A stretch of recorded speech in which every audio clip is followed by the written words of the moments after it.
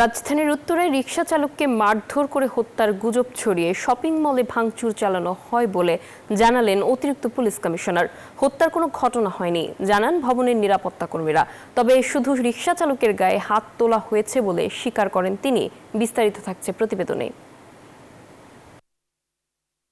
রবিবার রাত 11:21 রিকশা চালকের সাথে বাগবিতণ্ডায় জড়িয়ে পড়েন একজন নিরাপত্তা কর্মী। মুহূর্তে সংঘর্ষ ছড়িয়ে পড়ে এলাকা জুড়ে। উত্তরা স্কয়ার শপিং মলের বাইরে থেকে চলে ভাঙচুর। মাঝরাত পর্যন্ত ইটপাটকেল ছুটতে থাকেন রিকশা চালকরা। মুহূর্তে তছনছ হয়ে পড়ে উত্তরা স্কয়ার। পরে পরিস্থিতি নিয়ন্ত্রণে নেয় আইন শৃঙ্খলা বাহিনী। রিকশা চালকের সাথে হাতাহাতির ঘটনা স্বীকার করেন ভবনটির নিরাপত্তা কর্মী।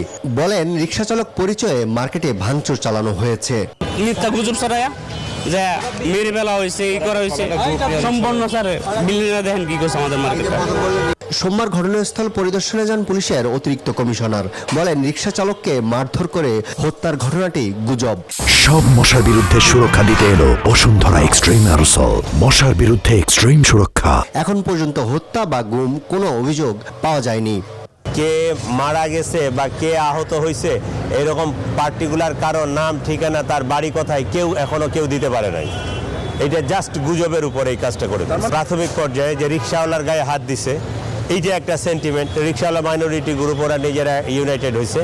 এইটাকে কোনো একটা কুচক্রী মহল কাজে লাগাইয়া উস্কানি দিয়া লোকজনকে নিয়ে আসে এই ভাঙচুর সহ মার্কেটে একটা লুটপাট করার একটা অপচেষ্টা করছে।